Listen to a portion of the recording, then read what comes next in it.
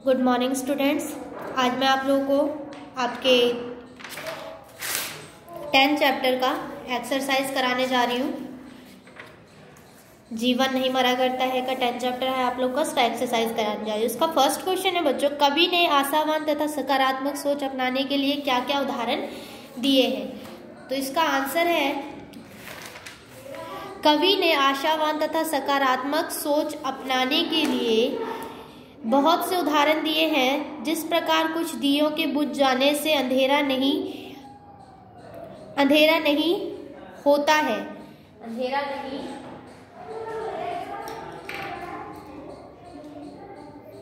होता है, पनघट पर घड़ों के टूटने से पनघट नहीं रूठता है और चंद खिलौनों के टूटने से बचपन नहीं खत्म होता है, उसी प्रकार कुछ सपनों के टूटने से जीवन समाप्त नहीं होता है। ये आप लोगों के फर्स्ट क्वेश्चन का आंसर है, ठीक है।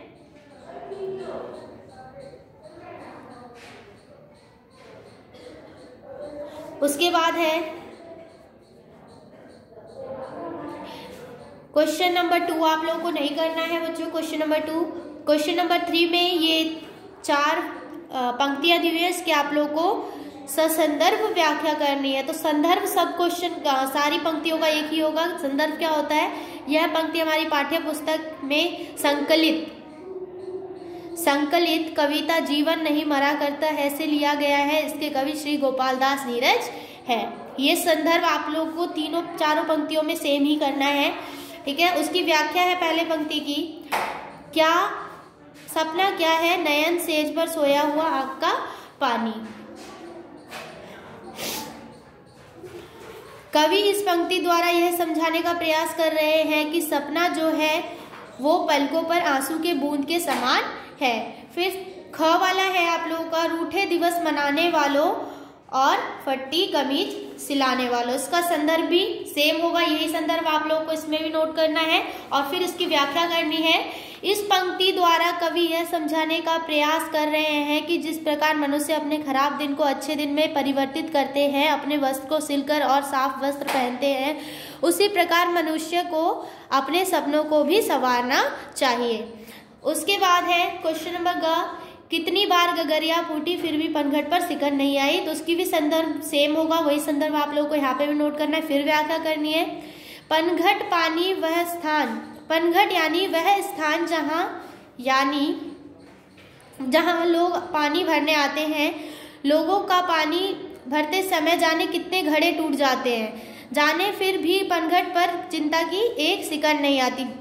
जो पनघट होता है जहाँ पे पानी भरने जाते हैं कुआं, और वहाँ पे कितनी भी गगरिया फूट जाए या फिर घड़े टूट जाए, पनघट पर फिर भी एक भी सिकन नहीं, चिंता की सिकन नहीं आती है। उसी प्रकार हमारे जीवन में भी कुछ खराब होने पर घबराना नहीं चाहिए।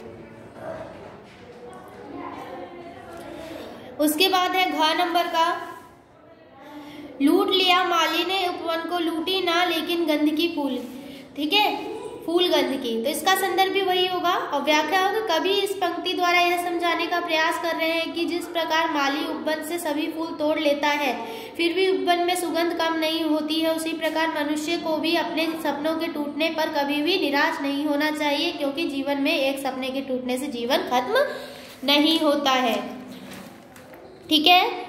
फिर आप लोगों का लघु उत्तरीय प्रश्न स्टार्ट होता है। प्रश्न नंबर 1, सपने से कवि का क्या आशय है। तो कवि ने सपने को मनुष्य के आंसू बताया है, ठीक है। उसके बाद क्वेश्चन नंबर 2 है आप लोगों का, समस्या कब पूरी होती है। जब मनुष्य के आंसू दूसरों के लिए कीमती हो जाए तो समझो समस्या खुद ही पूरी हो गई। उसके बाद है, केवल जिल्द बदलती पोथी से कवि का क्या तात्पर्य है। तो केवल जिल्द बदलती पोथी से कवि का यह तात्पर्य है कि लोगों का जीवन एक किताब की तरह होता है, जिस किताब पर एक जिल्द चढ़ा हुआ है, लेकिन अगर वो जिल्द खराब होता है तो इसका यह अर्थ है कि किताब खराब हो गई। इसका यह अर्थ नहीं है कि किताब खराब हो गई, क्योंकि अगर किताब के जिल्द को बदल दिया जाए तो किताब फिर से नई हो जाएगी। उसी प्रकार मनुष्य के जीवन में अगर दुख का अंधेरा छाया हो तो इस बात की खुशी भी रखनी चाहिए कि सुबह खिली हुई खुशियों की धूप भी निकलेगी। उसके बाद क्वेश्चन नंबर 4, पनघट के चेहरे पर सिकन कब आ रही? तो पनघट के चेहरे पर सिकन तब आती है जब पनघट पर कितने भी घड़े, तब नहीं आती है जब पनघट पर कितने भी घड़े टूटे हों। माली क्या नहीं कर सका? माली उपवन की सुगंध नहीं मिटा पाया। तो ये आप लोगों का एक्सरसाइज है, आप लोगों को करना है और इस पंक्तियों को पूरा करना है आप लोगों को बुक में से देख के। और ये आप लोगों का राइट रॉन्ग है, ठीक है। फर्स्ट का right, wrong, wrong, wrong, wrong और रॉन्ग, ठीक है।